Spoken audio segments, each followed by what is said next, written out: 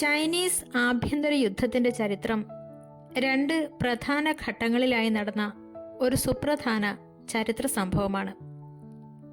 Chinese nationalist പാർട്ടിയും Chinese communist പാർട്ടിയും തമ്മിലാണ് ഈ യുദ്ധം നടന്നത്. ഇത് ആധുനിക ലോക ചരിത്രത്തെയും ഏഷ്യയിലെ രാഷ്ട്രീയ ഭൂപടത്തെയും മാറ്റിമറിച്ച ഒരു പ്രധാന സംഭവമാണ്.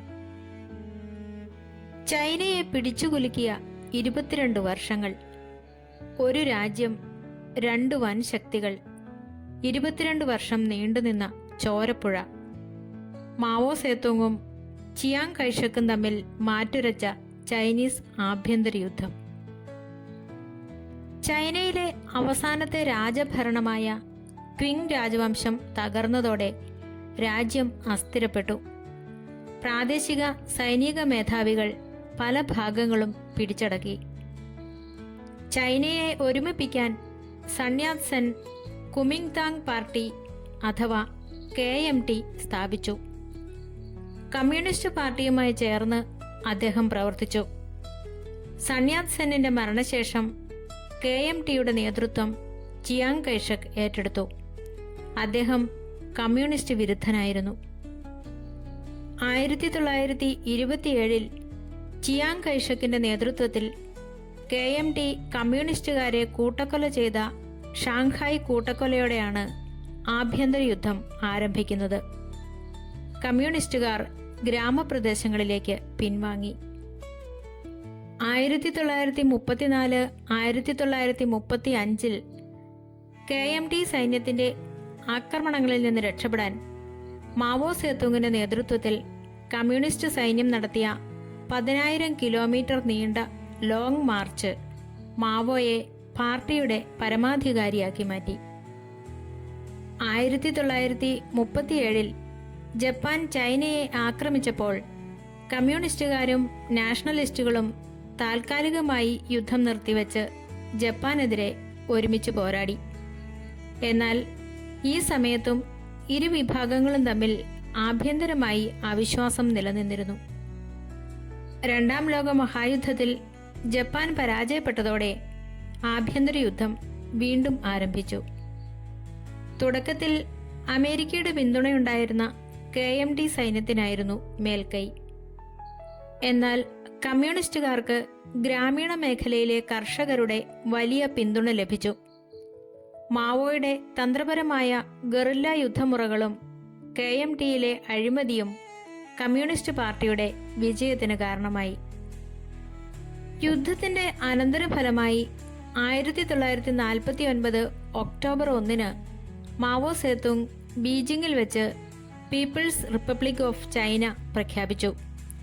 ഇത് ലോകത്തിലെ ഏറ്റവും വലിയ രണ്ടാമത്തെ കമ്മ്യൂണിസ്റ്റ് ശക്തിയായി ചൈനയെ മാറ്റി. യുദ്ധത്തിൽ പരാജയപ്പെട്ട നാഷണലിസ്റ്റ് നേതാവ് ചിയാങ് കൈഷക്കും അനുയായികളും തായ്വാൻ ദ്വീപിലേക്ക് പലായനം ചെയ്യുകയും അവിടെ റിപ്പബ്ലിക് ഓഫ് ചൈന സ്ഥാപിക്കുകയും ചെയ്തു. ഈ യുദ്ധം ഔദ്യോഗികമായി ഒരു സമാധാന കരാറോടെ അവസാനിച്ചിട്ടില്ല. അതുകൊണ്ടാണ് ഇന്നും ചൈനയും തായ്വാനും തമ്മിലുള്ള രാഷ്ട്രീയ തർക്കങ്ങൾ നിലനിൽക്കുന്നത്. ഭരണത്തിലെത്തിയ കമ്മ്യൂണിസ്റ്റ് സർക്കാർ വലിയ തോതിലുള്ള മാറ്റങ്ങൾ കൊണ്ടുവന്നു.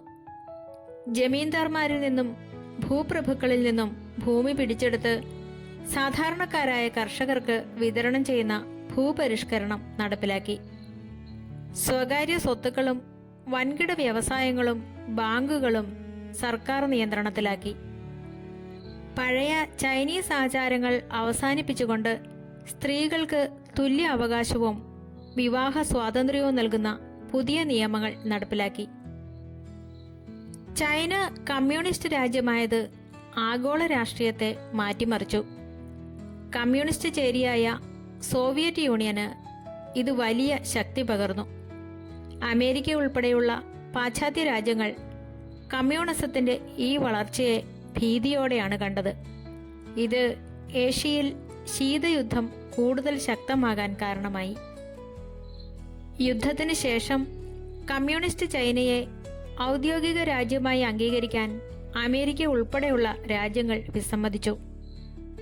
പകരം തായ്വാനിലെ ഭരണകൂടത്തെയാണ് അവർ യഥാർത്ഥ ചൈനയായി അംഗീകരിച്ചത്. വർഷങ്ങൾക്ക് ശേഷം 1971 പീപ്പിൾസ് റിപ്പബ്ലിക് ഓഫ് ചൈനയ്ക്ക് ഐക്യരാഷ്ട്രസഭയിൽ സ്ഥിര സമാധാന സമിതിയിൽ, അതായത് UN സെക്യൂരിറ്റി കൗൺസിലിൽ അംഗത്വം ലഭിക്കുന്നത്. ചുരുക്കത്തിൽ, ചൈനീസ് ആഭ്യന്തര യുദ്ധം ചൈനയെ ഒരു ആഗോള കമ്മ്യൂണിസ്റ്റ് ശക്തിയായി മാറ്റുകയും ഇന്നത്തെ ചൈന തായ്വാൻ തർക്കങ്ങൾക്ക് അടിത്തറയിടുകയും ചെയ്തു. സോവിയറ്റ് യൂണിയന് ശേഷം മറ്റൊരു വലിയ രാജ്യം കൂടി കമ്മ്യൂണിസ്റ്റ് ആശയത്തിലേക്ക് മാറിയത് അമേരിക്ക ഉൾപ്പെടുന്ന മുതലാളിത്ത ചേരിയെ ഞെട്ടിച്ചു. ഇത് ഏഷ്യയിലെ ശീതയുദ്ധം കൂടുതൽ കടുപ്പമേറിയതാക്കി. ഈ യുദ്ധം പ്രാദേശികമായും പ്രത്യാഘാതങ്ങളുണ്ടാക്കി. ചൈനയിൽ കമ്മ്യൂണിസം വന്നത് അയൽ രാജ്യങ്ങളായ കൊറിയയിലും വിയറ്റ്നാമിലും കമ്മ്യൂണിസ്റ്റ് പ്രസ്ഥാനങ്ങൾക്ക് വലിയ ആത്മവിശ്വാസം നൽകി. കൊറിയൻ യുദ്ധത്തിൽ വടക്കൻ കൊറിയയെ സഹായിക്കാൻ ചൈന നേരിട്ട് ഇടപെട്ടു. ആഭ്യന്തര യുദ്ധം ജയിച്ചതിന് പിന്നാലെ 1950 ചൈന ടിബറ്റ് കൈയടക്കി. ഇത് ഇന്ത്യയുമായുള്ള ചൈനയുടെ അതിർത്തി പങ്കിടലിന് കാരണമാവുകയും പിന്നീട് 1962 ഇന്ത്യ ചൈന യുദ്ധത്തിലേക്ക് നയിക്കുകയും ചെയ്തു. ഇന്ന് ലോകം നേരിടുന്ന ഏറ്റവും വലിയ ഭൗമരാഷ്ട്രീയ പ്രതിസന്ധികളിലൊന്ന് തായ്വാൻ വിഷയമാണ്. തായ്വാൻ തങ്ങളുടെ ഭാഗമാണെന്ന് ചൈനയും തങ്ങൾ സ്വതന്ത്ര രാജ്യമാണെന്ന് തായ്വാനും വാദിക്കുന്നു. ഈ തർക്കത്തിന്റെ വേരുകൾ കിടക്കുന്നത് 1949 ആഭ്യന്തര യുദ്ധത്തിലാണ്. ഇന്ന് സാമ്പത്തികമായും സൈനികമായും ലോകത്തിലെ രണ്ടാമത്തെ മഹാശക്തിയായി ചൈന വളർന്നതിന്റെ അടിസ്ഥാനം 1949 കമ്മ്യൂണിസ്റ്റ് പാർട്ടി ഭരണം പിടിച്ചെടുത്തതാണ്. കമ്മ്യൂണിസ്റ്റ് പാർട്ടിയുടെ പൂർണ്ണ നിയന്ത്രണത്തിലുള്ള ഇന്നത്തെ ചൈനയുടെ രാഷ്ട്രീയ വ്യവസ്ഥിതി രൂപപ്പെട്ടത് ഈ യുദ്ധവിജയത്തിലൂടെയാണ്. ചൈനീസ് ആഭ്യന്തര യുദ്ധം ചൈനയിലെ സാധാരണ ജനങ്ങളുടെ ജീവിതത്തെയും രാജ്യത്തിന്റെ സമ്പദ് വ്യവസ്ഥയെയും ദാരുണമായാണ് ബാധിച്ചത്. യുദ്ധത്തിൽ സൈനികർ മാത്രമല്ല, ലക്ഷക്കണക്കിന് സാധാരണക്കാരായ ജനങ്ങളും കൊല്ലപ്പെട്ടു. പട്ടിണി, രോഗങ്ങൾ, ബോംബ് ആക്രമണങ്ങൾ, കൂട്ടക്കൊലകൾ എന്നിവ കാരണം ഏകദേശം 50 ലക്ഷം മുതൽ 60 ലക്ഷം വരെ ആളുകൾക്ക് ജീവൻ നഷ്ടപ്പെട്ടതായാണ് കണക്കാക്കപ്പെടുന്നത്. യുദ്ധം കാരണം കൃഷിയിടങ്ങൾ കൂട്ടത്തോടെ നശിപ്പിക്കപ്പെട്ടു. കർഷകരെ നിർബന്ധിതമായി സൈന്യത്തിൽ ചേർത്തതോടെ കൃഷി ചെയ്യാൻ ആളില്ലാതായി. ഇതോടൊപ്പം രണ്ടു ഭാഗത്തുമുള്ള സൈന്യങ്ങൾ സാധാരണക്കാരുടെ ഭക്ഷ്യശേഖരം പിടിച്ചെടുത്തത് രാജ്യത്ത് കടുത്ത ക്ഷാമത്തിന് കാരണമായി. ദശലക്ഷക്കണക്കിന് ആളുകൾ പട്ടിണി കിടന്നാണ് മരിച്ചത്. യുദ്ധച്ചെലവുകൾ നേരിടാൻ നാഷണലിസ്റ്റ് സർക്കാർ വൻതോതിൽ പണം അടിച്ചിറക്കി. ഇത് ചൈനീസ് കറൻസിയുടെ മൂല്യം പൂർണ്ണമായി തകർത്തു.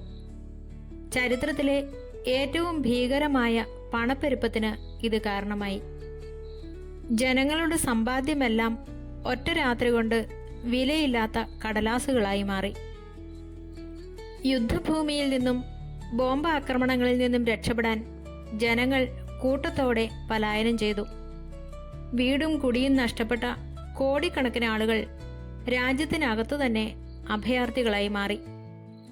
യുദ്ധാവസാനം നാഷണലിസ്റ്റ് പാർട്ടിയുടെ പരാജയത്തോടെ ഏകദേശം 20 ലക്ഷത്തോളം ആളുകൾ പ്രധാന ഭൂപ്രദേശത്തു നിന്നും തായ്വാനിലേക്ക് പലായനം ചെയ്യേണ്ടി വന്നു. വർഷങ്ങൾ നീണ്ട പോരാട്ടങ്ങൾ ചൈനയിലെ നഗരങ്ങളെയും ഗ്രാമങ്ങളെയും ഒരുപോലെ തകർത്തു. റെയിൽവേ ലൈനുകൾ, പാലങ്ങൾ, ഫാക്ടറികൾ, ആശയവിനിമയ സംവിധാനങ്ങൾ എന്നിവ പൂർണ്ണമായും നശിപ്പിക്കപ്പെട്ടു. ഇത് യുദ്ധത്തിന് ശേഷമുള്ള ചൈനയുടെ പുനർനിർമ്മാണത്തെ വർഷങ്ങളോളം പിന്നോട്ടടിച്ചു. യുദ്ധകാലത്ത് ക്രമസമാധാനം പൂർണ്ണമായി തകർന്നു. കള്ളന്മാരുടെയും കൊള്ളസംഘങ്ങളുടെയും ശല്യം വർദ്ധിച്ചു. ഇരുവിഭാഗം സൈന്യങ്ങളും സംശയത്തിന്റെ പേരിൽ സാധാരണക്കാരെ ക്രൂരമായി പീഡിപ്പിക്കുകയും തടവിലാക്കുകയും ചെയ്തിരുന്നു. ചുരുക്കത്തിൽ ചൈനീസ് ആഭ്യന്തര യുദ്ധം ചൈനീസ് ജനതയ്ക്ക് സമ്മാനിച്ചത് സമാനതകളില്ലാത്ത ദാരിദ്ര്യവും ദുരിതവുമായിരുന്നു. ഈ കെടുതികളിൽ നിന്നാണ് പിന്നീട് വന്ന കമ്മ്യൂണിസ്റ്റ് സർക്കാർ ചൈനയെ ഇന്നത്തെ നിലയിലേക്ക് കെട്ടിപ്പടുത്തത്. ചൈനീസ് ആഭ്യന്തര യുദ്ധം കേവലം ഒരു രാജ്യത്തിനകത്തെ പോരാട്ടമായിരുന്നില്ല. അത് ഇന്നത്തെ ഏഷ്യ പസഫിക് മേഖലയിലെ രാഷ്ട്രീയ സമവാക്യങ്ങളെയും അമേരിക്ക ചൈന ശീതയുദ്ധ സാഹചര്യങ്ങളെയും നിർണയിക്കുന്നതിൽ ഇപ്പോഴും പ്രധാന പങ്കുവഹിക്കുന്നു.